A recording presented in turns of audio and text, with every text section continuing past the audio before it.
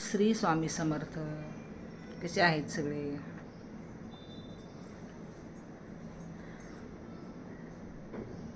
आज आहे ना एका विषयावर बोलणार आहे. विषय काय आहे सांगते तुम्हाला. की एका कार्यक्रमाला गेले होते. पूजेचा कार्यक्रम होता. त्या कार्यक्रमामध्ये काय झालं की बघा, मी महिलांना नावं नाही ठेवत, पण महिलांनी पण महिलाचा आदर केला पाहिजे. मला हे सांगायचं की कितीही तुमच्या जवळची मैत्रीण असली, तिच्यावर जर ती वेळ आली तर तीच महिला आहे ना, तिला थोडीशी अशी बाजूला करते. तर आता मी सांगते तुम्हाला कशी बाजूला करते. तर त्या कार्यक्रमात गेले होते. तर त्या कार्यक्रमात सगळं झालं, जेवणं बिवणं सगळं झालं. माझं काय तर ते नवीन निघालेले गिफ्ट द्यायचं. मग ती पूजा असू दे, काही पण असू दे, पण ते आता गिफ्ट द्यायचं हे. मग ते गिफ्ट वगैरे सगळं झालं, तो कार्यक्रम. मग ते हळदी कुंकू लावायचं होतं. आता एक बघा, एवढं काही वय नसणार आहे त्या महिला, म्हणजे आमच्या मैत्रिणीचं. तर ती जिचा घरी कार्यक्रम आहे ना, तिने काय केलं, सगळ्यांना आतमध्ये बोलवलं आणि हळदी कुंकू लावलं. आणि जी विधवा आहे ना, तशी बाहेर एकदम अशी इकडं तिकडं अशी बघत राहिली. मला इतकं ते खटकलं ना, खरं खूपच खटकलं की अरे, तिचा काय दोष आहे? तुम्ही तिला हळदी कुंकू म्हणजे डावलून तुम्ही आतमध्ये बोलून त्या सुवासिनीला तुम्ही हळदी कुंकू लावता, हा तिचा दोष आहे का? अरे, सावित्रीबाईंनी काय केलं त्यावेळेला? तुम्ही पुस्तकं वाचा सावित्रीबाईंची. मध्ये मला एक जण कमेंट्स केली होती की सावित्रीबाईंच्या विषयी बोला. सावित्रीबाईंच्याबद्दल मी त्या आईबद्दल काय बोलणार आणि किती बोलणार? सांगा ना मला, किती बोलणार? आज त्यांनी काय काय केले तुम्हाला वाचता येते. आता सिरियल चालू आहे, तुम्ही बघा ना. आजकाल ठीक आहे, तुम्हाला नाही वेळ ना, आज तुम्हाला ते यूट्यूबवर मिळते, ते टी व्हीला पण मिळते, कधी पण बघा ना, ती चालूच आहे ना सिरियल.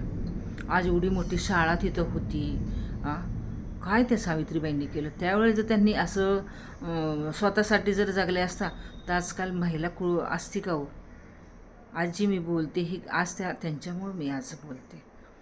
पण आज मला त्या दिवशी इतकं वाईट वाटलं की त्या बाईला कुंकू लावलं नाही. हा दोष तिचा आहे का? हा दोष तुमच्या आमच्या महिलांचा दोष आहे. अरे, तुम्ही तिला पहिला मान द्या ना. मला एक सांगा, ज्यावेळेस बाईचा नवरा जातो त्यावेळेला त्या बाईला दुर्लक्ष करतात, तिला हळदी कुंकू लावत नाही, तिला कशात घेत नाही. का बरं? आणि बाई जर मेली तर नवऱ्याला सगळे अधिकार का? अहो, इकडं 13 महिना झाला तर तो माणूस लगेच लग्न करतो, तिला लगेच त्याला अधिकार का? असं नाही. तुम्ही आज त्या महिलाला सुद्धा तेवढा अधिकार द्या.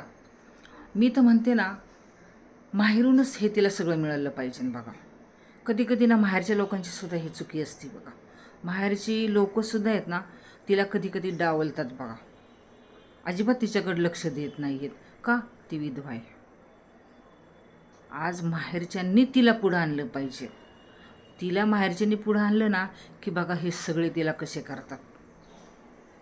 पण काही येत ना, ह्या महिलांचा सुद्धा खूप दोष आहे. खूप जवळची जरी मैत्रीण असली ना तरी तिला असं डावलून तो कार्यक्रम करतात. खूप वाईट वाटतं. तिला किती मनाला दुःख होत असेल. ही आज वेळ तुमच्या आमच्यावरती येणार आहे. असं नाही करायचं. त्याच्यामुळं विधवा बाईला तुम्ही मान द्या.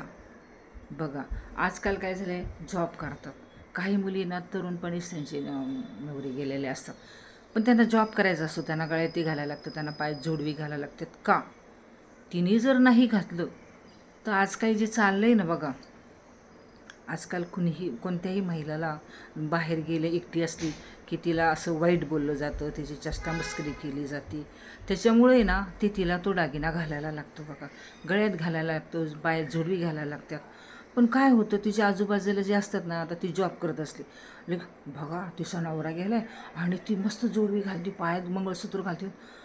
अरे, मग तुम्ही मान द्या ना त्या महिलाला, तुम्ही या की पुढं. मग हे मला आज तुम्हाला सांगायचे की कोणतीही महिला तुमच्या आजूबाजूला असली, शेजारी असली, की तुम्ही तिला असं वेगळं बघू नका. म्हणजे काय म्हणतात तिला, किती विधवाचे आपण कसं बोलायचं त्यावेळेस नाही, मग तिची चेष्टा केलेली चालते काही लोकांनी तिची.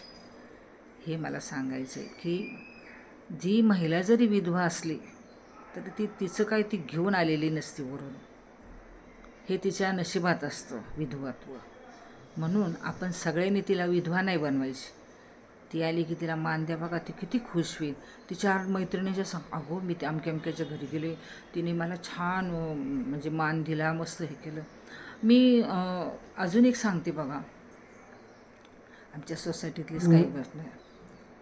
तर त्यासुद्धा हळदी कुंकू असल्या ना इतकं छान बोलवणार, हळदी कुंकू देणार, ओटी भरणार.